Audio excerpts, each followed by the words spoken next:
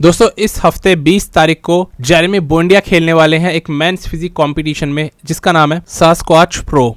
इस कंपटीशन में खेलने का जेरेमी का रीज़न है कि कई सारे जजेस ने खुद आके बोला कि उन्हें ये कंपटीशन में खेलना चाहिए और जेरेमी ने ये बताया कि 2014 के बाद अब ये एक आउटसाइड ओलंपिया कंपटीशन खेलने जा रहे हैं, यानी 11 साल बाद जाकर जेरेमी ओलंपिया के अलावा किसी दूसरे शो में कम्पीट करेंगे।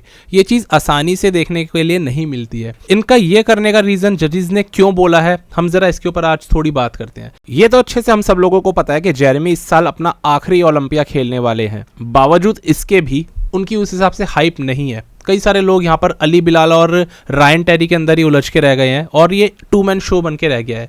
जेरेमी की कोई बात भी नहीं कर रहा है जबकि वो आखिरी बार खेलने वाले हैं।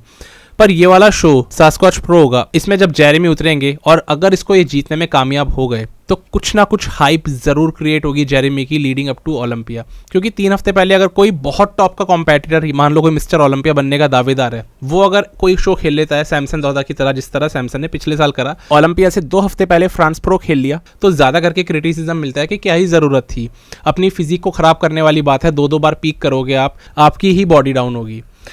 ये होता है। लेकिन जेरेमी ऐसे कंटेंडर नहीं है जिनको कोई भी काउंट करेगा इस साल के ओलंपिया में मेंस फिजिक चैंपियनशिप को जीतने के लिए। तो ये शो उनको सिर्फ और सिर्फ एक हाइप ही देगा, उनका नाम थोड़ा और लिया जाने लगेगा। क्योंकि अगर जेरेमी ने ये वाला शो जीत लिया ना, तो बहुत सारे लोग बोलेंगे कि जेरेमी की फिजिक स्टेज पर बहुत अच्छी है और एक अच्छी फिजिक के साथ उन्होंने जीत लिया ना, तो उनकी बात तो कम से कम होने लग जाएगी, जो अभी बिल्कुल ही नहीं हो रही है। स्पॉन्सर्स का भी दोस्तों बहुत हद तक प्रेशर होता है कई बार एथलीट को खिलवाने के लिए, और अगर एथलीट की हाइप अच्छी नहीं है तो स्पॉन्सर्स की बात करने का तरीका ही बदल जाता है। जहां पर मनी इन्वॉल्व होगा और आपकी हार या जीत पर रिलाई करने लगेगा, वहां पर ऐसा होगा। और इन जनरल ये वैसे भी किसी भी इंडस्ट्री में देखने को मिलता ही है। ऐसे में एक एथलीट की हाइप जरूर होनी चाहिए। ये गेम इसी तरीके से वर्क करता है। तो अब जेरेमी का दौर वो नहीं है जो 2017 में इनका हुआ करता था और इनको कोई कंपटीशन नहीं खेलना होता था, सिर्फ ओलंपिया पूरे साल एक ही ये कंपटीशन ओलंपिया खेलते थे। फिलहाल अगर हम अभी के फिजिक अपडेट्स को देखें तो हमें पता है कि जेरेमी इस वक्त अपने पीक वीक के अंदर चल रहे हैं और कुछ ऐसे दिखाई दे रहे हैं। अभी बॉडी बहुत ज़्यादा फ्लैट और ड्राई साइड पे आपको दिखेगी। मैं तो बोलूँगा बिल्कुल ये स्क्वीज्ड आउट बॉडी है और बहुत ही छोटी बॉडी आपको दिख रही होगी। जैसी जेरेमी कार्ब लोडिंग करेंगे धीरे धीरे करके, और लगभग 2-3 दिन पहले एथलीट्स अपना कार्ब लोडिंग का प्रोसेस शुरू कर देते हैं, तो फिर अभी से ही जेरेमी इतने ज़्यादा स्क्वीज्ड आउट क्यों लग रहे हैं? क्योंकि इन सारे एथलीट्स को अब अपना वजन नपवा करके स्टेज पे चढ़ना पड़ता है। एक हाइट पे जो वजन होना चाहिए उसके नीचे जेरेमी को आना पड़ेगा, और वही चीज़ ये लोग मेक श्योर करने के चक्कर में वेइंग होने तक का इंतजार करते हैं। क्योंकि कई सारे ऐसे एथलीट्स हैं जो बड़ी मुश्किल से अपनी वेट लिमिट के नीचे नीचे आ पा रहे हैं। जेरेमी भी उनमें से एक एग्जाम्पल है। इसके ऊपर मैंने पहले एक वीडियो में बात करी थी कि क्यों ये वेइंग वाला सिस्टम एकदम खराब है और ये डिवीजन्स में एथलीट्स को सिर्फ परेशान करने के लिए ही रखा गया है। इससे 1% बेनिफिट नहीं देखा गया जब से सिस्टम इंट्रोड्यूस किया गया। खैर, एथलीट्स ये मेक श्योर करते हैं कि हमारा वजन अपनी हाइट के हिसाब से एक लिमिट में ही आए जब जजेस हमें वेइंग स्केल पे चढ़वाएंगे। एक बार जैसे ही इनकी वेइंग हो गई तो जेरेमी एकदम से कार्ब्स पुश करना शुरू कर देंगे और यहाँ से इनकी बॉडी कंप्लीटली डिफरेंट दिखने वाली है स्टेज पे। तो अब प्रोटोकॉल्स काफ़ी बदल गए हैं इन एथलीट्स के। अब इनकी वेइंग होती है, इस वजह से एकदम एक खुला हैंड जो होना चाहिए ना, एक खुल के एथलीट जिस तरीके से अपने पीकिंग प्रोटोकॉल्स को चला सकता है, वैसे अब नहीं हो पाता है। अगर वेइंग के एकदम से मान लो 24 घंटे बाद ही प्री जजिंग हो जाती है तो एक एथलीट को कई बार पूरे तरीके से टाइम भी नहीं मिलता है सारे कार्ब्स को पुश करने का और मसल्स के अंदर उनको पहुँचाने का। ऐसे में ज़्यादातर एथलीट्स फिर फ्लैट ही आते हैं। तो सारे एथलीट्स फ्लैट आते हैं अगर आते हैं तो, सारे एथलीट्स फुल आते हैं अगर आते हैं तो, ये चीज़ ऐसे ही वर्क करती है। और वेइंग की समस्या सारे एथलीट्स को है, चाहे कोई मेंस फिजिक वाला हो चाहे कोई क्लासिक वाला हो। बात कभी कभार इस हद तक पहुंच जाती है कि ये लोग एक दूसरे को चिढ़ाने भी लगते हैं इस चीज़ पे। अभी हाल ही में लोगन ने बोला था कि मुझे ये लगता है कि रेमॉन टॉप 5 के अंदर आ जाएंगे, लेकिन मुझे नहीं लगता कि वो वेट अपना जो है उसके अंदर आ पाएंगे जो उनके लिए वेट लिमिट तय की गई हैं। रेमॉन ने बोला रिप्लाई में कि आपको तो सारी चीज़ें मालूम है, हालांकि मैं हमेशा से ही अपने वेट के नीचे आ जाता हूँ, दिक्कत ज़रूर होती है पर आ जाता हूँ, लेकिन फिर भी आपको तो सारी चीज़ें मालूम है। तो इन दोनों में आपस में ही लड़ाई शुरू हो गई। तो एथलीट्स एक दूसरे को ही क्रिटिसाइज़ कर रहे हैं, लेकिन एक्चुअल बात दोस्तों ये है कि सारे एथलीट्स डरे पड़े होते हैं जब वेइंग की बारी आती है। एक बार अगर आपकी वेट लिमिट से ऊपर आपका वजन चला गया तो जजेस साफ बोल देंगे आप डिस्क्वालीफाइड हो, इस साल के ओलंपिया में नहीं खेल सकते। तो इतना ज़्यादा डर का माहौल है, क्लासिक वालों में तो कुछ ज़्यादा ही है। इसीलिए मैंने बोला वेइंग के चक्कर में जेरेमी अभी तक रुके हुए हैं। बॉडी उस तरीके से आपको दिखेगी ही नहीं जो अभी तक पीक वीक के अंदर उनकी दिखनी चाहिए थी। वेइंग में हर एक एथलीट ऑलमोस्ट पास हो ही जाता है, पर उसके बाद कितना कार्ब अप होकर आएंगे ये चीज़ पता लगेगी सास्क्वाच प्रो में, क्योंकि अगर कुछ दिक्कत होती है तो यहीं पर ही जेरेमी रिजॉल्व करके ओलंपिया में वो दिक्कत नहीं होने देंगे। ये भी एक बहुत बड़ा दोस्तों रीज़न होता है जब जजेस बोलते हैं कि आप पहले एक शो खेल लो एक ट्रायल बेस पे, ताकि यहाँ पर कोई दिक्कत आती होगी ओलंपिया में जब वो दिक्कतें दोबारा आएंगी तो आप उन्हें सुलझा लेना। तो इसीलिए ओलंपिया से पहले इस वाले शो को खेल लेने में फ़ायदा ये भी मिलेगा कि जेरेमी को एक अंदाज़ा हो जाएगा कि ओलंपिया में किस तरीके से अपने प्रोटोकॉल्स को बिगड़ने नहीं देना है, पीक वीक को ख़राब होने नहीं देना है। जो ख़राब होगी बॉडी यहीं पर ही हो जाएगी, जो अच्छी आनी होगी बॉडी उससे हमें फिर ओलंपिया का अंदाज़ा मिल जाएगा। तो दोनों ही सिनेरियोज फ़ायदेमंद है। तो मुझे तो लगता है जजेस ने जो उनको एक फीडबैक दिया है कि पहले ही एक शो खेल लो ओलंपिया से 3 हफ्ते पहले, ये एक बहुत ही मैच्योर फीडबैक है। एक चीज़ जेरेमी ने और मेंशन करी कि 2023 के ओलंपिया में जो इनकी फिजिक थी वो इनकी बेस्ट फिजिक नहीं थी। उस टाइम जेरेमी ने अपनी पीक मिस कर दी थी, और सबसे बड़ी बात है उतने जेरेमी बुंडिया डेवलप्ड नहीं थे उस समय तक जितने अब इनकी बॉडी डेवलप हो चुकी है, यानी मसल मास भी इनमें ज़्यादा आ चुका है। तो हाँ, जेरेमी अब ज़्यादा खतरनाक एक अपडेटेड वर्जन के साथ आ रहे हैं इस वाले सास्क्वाच प्रो में। मैं तो कम से कम ये उम्मीद पे, इस भरोसे पे इनके जाना चाहूँगा। कई सारी परेशानियाँ और दिक्कतें जेरेमी के साथ हमेशा रहती हैं, हम सब लोगों को मालूम है। उनके बावजूद भी जेरेमी इंप्रूव कर रहे हैं और बहुत सारे अलग दूसरे इनके प्रोजेक्ट्स हैं जिनको साथ में रख करके ये इस साल के ओलंपिया की प्रेप कर रहे हैं। पहले हम ये देखते हैं सास्क्वाच में कैसे दिखाई देते हैं, फिर हमें काफ़ी चीज़ों का अंदाज़ा हो जाएगा। मैं तो एक्साइटेड हूँ जेरेमी को 2 साल बाद देखने के लिए। आप लोग कितने हो बताना। बस 20 तारीख अब 3 दिन दूर है, जल्दी कवर करते हैं इन्हें। अगले अपडेट पे चलते हैं। यूरोपा प्रो तो खत्म हो गया, अर्स को अपनी दूसरी जीत मिली और इस साल के ओलंपिया में वो क्वालिफाइड है मेंस ओपन बॉडी बिल्डिंग में। पर ऐसा लग रहा है कि क्विंट और अर्स के बीच में एक जो फाइनल बैटल था ना, उसने अब जाकर के रूप लिया है एक कंट्रोवर्सी का। एक्चुअली में लोग अब डिसाइड कर रहे हैं इस चीज़ के लिए कि किसको जीतना चाहिए था। कई सारे लोग अर्स के लिए बिल्कुल वन साइडेडली जा रहे थे, पर हाल ही में जब ये वाली फोटोज निकल के आई तो इन फोटोज ने लोगों को बिल्कुल अलग परसेप्शन दे दिया। इंटरनेट काफी डिवाइड हो गया और बहुत सारे लोग अर्स को छोड़ के अब क्विंटन की साइड लेने लग गए हैं और ये कहने लग गए हैं कि क्विंटन को इस वाले शो का विनर होना चाहिए था। इस साल के ओलंपिया में फिर वो भी आते। अर्स को उन्होंने ऑलरेडी इस यूरोपा में हरा दिया था। काफी ज्यादा लोग अभी ये वाली चीज बोल रहे हैं। यहाँ पर दोस्तों अगर हम लोग फ्रंट रिलैक्स पोज की बात करें तो क्लियरली दिखेगा कि क्विंटन का जो फ्रेम है, शोल्डर टू वेस्ट रेशियो, वो काफी ज्यादा अच्छा है। लेग्स खास तौर से क्विंट के ज़्यादा डेवलप्ड और ज़्यादा सेपरेटेड है, क्योंकि क्विंट भी स्टूड अपनी लाइफ की बेस्ट शेप में आए थे और अर्स भी बतौर मेंस बॉडी बिल्डर अपनी लाइफ की एक बहुत अच्छी शेप में आए थे। तो इसीलिए अर्स में आपको थिकनेस दिखेगी, बट क्विंट के पास एक फ्रेम है और एक बहुत अच्छा फ्लो है। ज़्यादा क्लासिक लग रहे हैं वो अर्स से और साइज़ भी ज़्यादा लग रहा है एटलीस्ट इस वाले पोज में। यहाँ पर अगर हम फ्रंट डबल बाइसेप की बात करें ना, तो इसके अंदर क्विंट के बाइसेप्स में ज़्यादा साइज़ है। लैट्स का फ्लो और वेस्ट का एक फ्लो बहुत बेहतर दिखेगा। साथ ही साथ लेग्स अभी भी ज़्यादा डोमिनेट कर रहे हैं। वहीं अर्स एक स्मॉल फ्रेम वाले बॉडी बिल्डर है। फ्रंट लैट स्प्रेड काफ़ी अच्छा है अर्स का भी, लेकिन क्विंट के लैट्स में ज़्यादा फ्लो है, शोल्डर्स में ज़्यादा कैप है। अगेन लेग्स यहाँ पर क्विंट के फिर से डोमिनेट कर रहे हैं। तो अपर बॉडी और लोअर बॉडी काफ़ी मैच कर रही है। ऐसा नहीं है कि लोअर बॉडी डोमिनेट कर रही है, अपर बॉडी पूरा साथ दे रही है उसका। बैक पोजिस की अगर बात करें तो क्लियरली बैक के अंदर ज़्यादा डेप्थ, ट्रैप्स के अंदर ज़्यादा सेपरेशन और रोटेटर कफ्स में ज़्यादा गहरा सेपरेशन आपको दिखेगा। वहीं अर्स के बैक में रोटेटर कफ के अंदर स्पेशली हर एक चीज़ धुंधली होती नज़र आ रही है और लोअर बैक अर्स के पास नहीं है। क्विंट के बाइसेप्स में भी ज़्यादा साइज़ है और ट्राइसेप्स में भी। वहीं अर्स के आर्म्स कम डेवलप्ड हैं, शोल्डर्स भी कम डेवलप्ड हैं, पर अर्स के पास में ग्लूट्स और हैमस्ट्रिंग्स काफ़ी अच्छे हैं। वहीं क्विंट के ग्लूट्स भी अच्छे हैं, पर उन्होंने कस नहीं रखे। हैमस्ट्रिंग्स वीक हैं एज कम्पेयर टू अर्स। लेकिन ओवरऑल कुल मिला के ये पोज क्विंट का काफ़ी ज़्यादा अच्छा लग रहा है मुझे तो। यहाँ पर अगर हम बैक लैट स्प्रेड की बात करें तो भी क्विंट की बैक ज़्यादा डेवलप्ड है। साइज़ तो है ही ज़्यादा, लेकिन थिकनेस भी ज़्यादा है। वहीं अर्स की एकदम चपटी फ्लैट बैक आती है, ये हम सब लोगों को पता है। क्विंट के हैमस्ट्रिंग्स अच्छे खासे हुए हैं और ग्लूट्स का साइज़ काफ़ी ज़्यादा लंबा है। मतलब थिकनेस ज़्यादा अर्स के पास है, बट क्विंट पे लंबाई ज़्यादा है ग्लूट्स की मसल्स में, जो जेनेटिक फैक्टर है। साइड ट्राइसेप शॉट क्विंट का एक बहुत अच्छा आपको दिखेगा, क्योंकि इनका पीछे का जो शोल्डर है, रियर शोल्डर और चेस्ट ये दिखा रहे हैं। वहीं अर्स ने बिल्कुल वो छुपा लिया। तो क्विंट ज़्यादा एक थिकनेस दिखा रहे हैं साइड एंगल शॉट में भी। अर्स के पास वो थिकनेस नहीं दिखेगी क्योंकि उनको पोज करना ठीक से नहीं आ रहा। क्लियरली क्विंट की चेस्ट बहुत भारी और पेक्टोरियल्स में वो फाइबर ज़्यादा अच्छे दिखेंगे। यहाँ पर आईटी बैंड्स क्विंटन के कितने ज़्यादा छिले हुए हैं ये आपको क्लियर दिख जाएगा। ट्राइसेप्स दोनों ही एथलीट्स के अच्छे हैं, बट यहाँ पर अर्स को सही में ये वाला पोज करना नहीं आ रहा है, ये देख के पता लग रहा है। और क्विंटन इसको फिल हीथ की तरह करने की कोशिश कर रहे हैं, तो इसीलिए क्विंटन बहुत ज़बरदस्त दिख रहे हैं। मेरे हिसाब से तो ये पोज क्विंटन को जीतना चाहिए। Abdominals and thigh definitely Urs का ज़्यादा बेटर लग रहा है, क्योंकि एब्स बहुत ज़्यादा गहरे हैं अर्स के और लैट्स अच्छे फ्लेयर आउट कर रहे हैं। मोस्ट मस्कुलर की भी अगर बात करें तो अर्स के हाथों में अभी उतना साइज़ है ही नहीं, वो अभी भी क्लासिक दिख रहे हैं। वहीं क्विंट बीस्टवुड का मोस्ट मस्कुलर बहुत ही परफेक्ट है, बड़े आर्म्स है, चेस्ट बढ़िया है, और लेग्स अगेन बहुत ज़्यादा कसे हुए। तो बहुत सारे लोगों ने बोला कि ज़्यादातर पोजेज में अगर क्विंट जीत रहे हैं तो अर्श को यहाँ पर विक्ट्री क्या सिर्फ इसलिए दिलाई गई क्योंकि उनका एक मोमेंटम है। तो अभी बहुत सारे लोग क्विंटन पे बिलीव करने लग गए हैं कि इनको जीतना चाहिए था। वहीं अभी भी आधे लोग ऐसे हैं जो अर्श को ही विनर मानते हैं।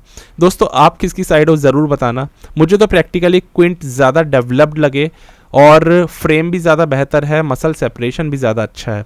अर्श ने जो मसल्स गेन करी हैं वो बिल्कुल अभी नई नई मसल्स हैं, तो साइज़ फ्रेम पे आने में समय लगता है। शोल्डर कैप, लैट्स का बड़ा होना और लेग्स का बड़ा होना, इन सब चीज़ों में समय जाएगा। बट क्विंटन मुझे ज़्यादा बेटर लगे अर्श से ओवरऑल ज़्यादातर पोजेज में। तो फोटोज़ की माने तो मुझे तो क्विंटन ज़्यादा बेटर लगे। आपको कौन सा एथलीट ज़्यादा अच्छा लग रहा है कमेंट करके ज़रूर लिखना। वैसे भी बॉडी बिल्डिंग एक सब्जेक्टिव स्पोर्ट होता है, इसीलिए है क्योंकि मान लो मुझे क्विंटन अच्छे लग रहे हैं, आपको अर्श अच्छे लग रहे हैं, या फिर ये उल्टा हो सकता है। तो इसीलिए इस गेम में हमेशा कंट्रोवर्सी चलती ही रहती है और इसीलिए शो खत्म होने के बाद अब जाके कंट्रोवर्सी हो रही है कि अर्श को नहीं बल्कि क्विंटन को जीतना चाहिए था।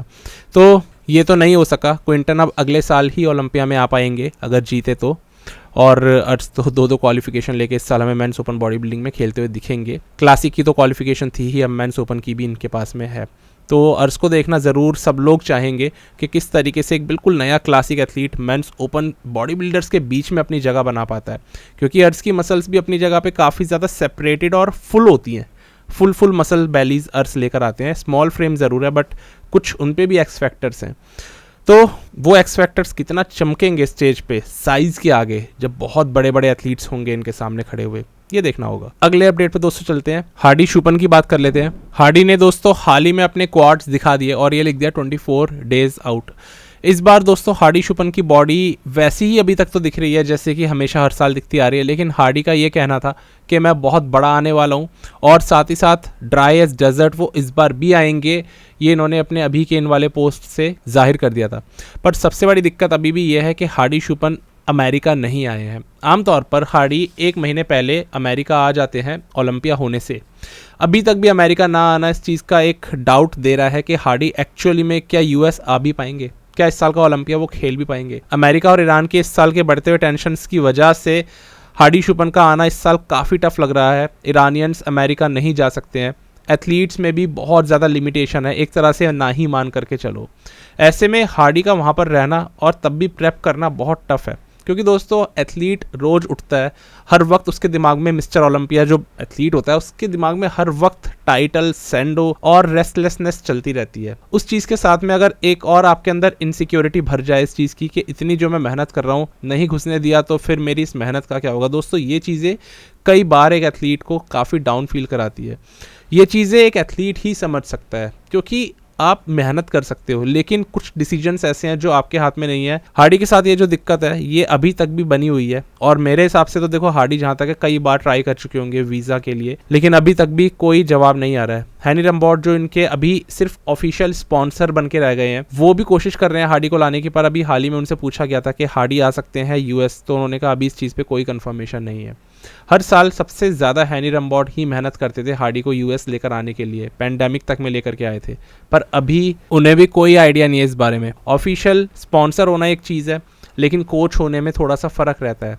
क्या इन दोनों का रिलेशन अभी भी उतना ही गहरा है जितना गहरा तब था जब ये दोनों कोच और एथलीट थे, ये तो हमें पता नहीं, लेकिन हैनी रम्बॉट ने बहुत ही कम हिंट्स दिए हैं हार्डी के यूएस आने के अभी तक भी। तो ये चीज़ थोड़ी सी एक चिंता वाली है, क्योंकि देखो ओलंपिया में हार्डी को कई सारे ऐसे फैंस हैं जो प्रेडिक्ट नंबर 1 पे करके बैठे हुए हैं और ऐसे में एक एथलीट का ना आना बहुत ज़्यादा एक प्रॉब्लमेटिक चीज़ है, ज़्यादा करके उस एथलीट के लिए। और हैनी ने बता दिया कि हार्डी कोई कसर नहीं छोड़ रहे, तैयारी उनकी बिल्कुल ऐसी ही चल रही है जिस तरीके से वो कम्पीट करते वक्त हर साल एकदम फोकस्ड होते हैं। तो ये इतने ज़्यादा फोकस्ड है कि अपनी तैयारी को इधर उधर नहीं होने दे रहे, पर कब तक ये चलेगा ये नहीं मालूम, क्योंकि अब बहुत ही कम समय रह गया है। देखते हैं यार हार्डी का क्या होता है। बस अभी का तो यही अपडेट था इनका। सही में इनके लेग्स वैसे ही होते जा रहे हैं जैसे कि हर साल ओलंपिया के समय इनकी बॉडी ड्राई एज डेजर्ट होती है। इनकी बॉडी में साइज़ भी बहुत सही दिख रहा है और साथ ही साथ कंडीशनिंग और राउंडनेस तो दिख ही रही है। देखते हैं किस तरीके से इनका इस बार का सफ़र जाता है, ओलंपिया में आ भी पाते हैं या नहीं। बाकी 25 तारीख को जब मैं प्रिडिक्शन लाऊंगा तो इसके ऊपर एक फाइनल वर्डिक्ट देते हुए ही प्रिडिक्ट करूंगा हार्डी शुपन की प्लेसिंग को।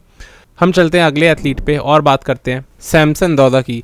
Raining Mister Olympia champ Samson Dauda ये कह रहे हैं कि इस बार की प्रेप उनकी बहुत ज़्यादा इंटेंस जा रही है। ये कह रहे हैं सैमसन के आज तक इतना कॉन्फिडेंस मुझे आया ही नहीं है किसी भी शो में जाते हुए जितना इस बार के मिस्टर ओलंपिया में जाते हुए दिख रहा है मुझे अपने अंदर ही। सैमसन का फेस इस बार काफ़ी ज़्यादा सक्ड इन है, ये बात हम सब लोगों को पता है। 2 हफ्ते पहले ही सैमसन ने गेस्ट पोजिंग करी थी और इतने ज़्यादा रेडी दिख रहे थे उस गेस्ट पोजिंग में जितना कि स्टेज पर नहीं दिखते ओलंपिया की, ये बात भी हमने देखी थी। और ये सारी चीज़ें इस तरफ पे इशारा कर रही है कि सैमसन कोई कसर ही नहीं छोड़ना चाहते इस साल का ओलंपिया दूसरी बार जीतने के लिए। बहुत ज़्यादा ड्राई दिख रहे थे उस वाली गेस्ट पोजिंग में सैमसन, और इतने ज़्यादा एक कंडीशनिंग के साथ में ऐसा लग रहा था कि बिल्कुल तैयारी करके जैसे आता है ना एक एथलीट कंपटीशन खेलने, ना कि वो कोई एक गेस्ट पोजिंग नज़र आ रही थी, क्योंकि टैनिंग भी प्रॉपर करी थी सैमसन ने, ट्रंक्स भी बहुत अच्छे से पहने हुए थे। तो सैमसन कितने मेंटली प्रिपेयर है वो उस पोजिंग में हमने देखा। लेकिन अभी का अपडेट सैमसन का ये है कि उनको अपने लुक पे कुछ ज़्यादा ही भरोसा है जो अभी वो दिखा करके चल रहे हैं, यानी कि वो लुक भी चेंज हो गया जो अभी से हमने कुछ समय पहले उनका गेस्ट पोजिंग में देखा था। अभी सैमसन और बेटर हो चुके हैं।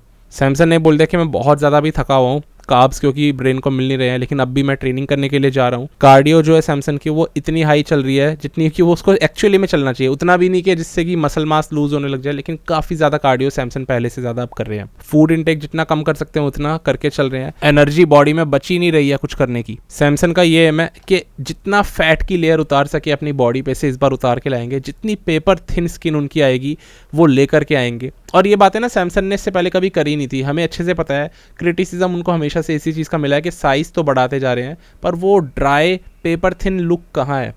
तो सैमसन इस बार इस लुक की बात कर रहे हैं जो आज तक हमने तो उनके मुंह से कभी नहीं सुनी थी। और कहीं ना कहीं ये जो ट्रेलर इन्होंने दिखाया था इस वाली गेस्ट पोजिंग में, कि उसका कुछ सबूत दे करके गए तो थे कि ओलंपिया में कैसे आने वाले हैं। सैमसन ने क्लियर बोल दिया कि मेरी बेस्ट प्रेप आज तक की है, पूरे वीक मैं सफ़र करता हूँ और वीक के एंड में ये देखता हूँ कि वो सफरिंग का मुझे एक सरप्राइज, एक गिफ्ट मिला है, और वो हर बार मुझे और भी ज़्यादा कॉन्फिडेंस देता है। तो ये वजह है उनकी हर बार पहले से ज़्यादा कॉन्फिडेंट फील करने की। तो सैमसन ने बोल दिया इस बार लाइट्स आउट कंडीशनिंग उनकी आने वाली है। ये दोस्तों काफ़ी कॉन्फिडेंस हम लोगों को भी दे रहा है as a viewer, as a fan, क्योंकि बहुत सारे बॉडी बिल्डर्स इस साल, Derek Lunsford, Nick Walker, Hadi Choopan, ये सब लोग अपना बेस्ट दे रहे हैं। और एक मिस्टर ओलंपिया ना जब भी बनता है, एक जो रेनिंग मिस्टर ओलंपिया होता है, ये बात रॉनी कोलमैन ने भी बोली है, फिल हीथ ने भी बोली है कि जब वो रेन में होता है ना अपने, और अगला टाइटल उसका आने वाला होता है, तो वो कुछ ज़्यादा ही मेहनत कर डालता है। सैमसन इस बार यही चीज़ करने वाले हैं। लास्ट ईयर ये चीज़ डेरेक ने करी थी, इतना ज़्यादा श्रेड होने के चक्कर में उन्होंने अपना मसल मास भी लूज़ कर दिया था, और ये है दूसरी साइड, ज़्यादा मेहनत करने की वजह से। तो दोनों ही चीज़ों का एक बेनिफिट होता है, लेकिन कभी कभार आप ओवर कर देते हो, और बॉडी बिल्डिंग में एक स्वीट स्पॉट होता है जिसको आप मिस कर जाते हो। बड़ा ही अजीब गेम है दोस्तों, करना तो एक्सट्रीम है, चेस तो कुछ एक्सट्रीम चीज़ करनी है, पर ओवर भी नहीं करना है उसे, नहीं तो स्वीट स्पॉट मिस हो जाएगा और आप उल्टा ख़राब आ जाओगे। यही है गेम बॉडी बिल्डिंग का। देखते हैं सैमसन दौदा क्या करने वाले हैं इस साल। देखो मैंने अभी तक कोई अपडेट, इनका कोई फिजिक अपडेट नहीं दिया है। मैं चाहता था इस बार एक माइंडसेट वाली बात मैं रखूँ, एक चैंपियन किस तरीके से सोचता है वो आपको बताऊँ। फिजिक अपडेट तो आते रहेंगे, वो तो अभी फिर आ जाएगा कुछ एक आध दिनों में या एक आध हफ्ते में। बाकी जानना ही है तो इतना कह सकता हूँ कि सैमसन का फेस इस बार काफ़ी पतला लग रहा है, गड्ढे पड़ रहे हैं इनके गालों में, और वो चीज़ आमतौर पे हर साल इनके साथ देखने के लिए नहीं मिलती। तो पता तो लग रहा है कि कुछ अलग कर रहे हैं इस साल ये। आज के ये सारे अपडेट्स थे, आपको कैसी लगी वीडियो ज़रूर बताएं। अगली वीडियो में मिलता हूँ, तब तक के लिए स्टे ट्यून्ड, गुड बाय, शुक्रिया।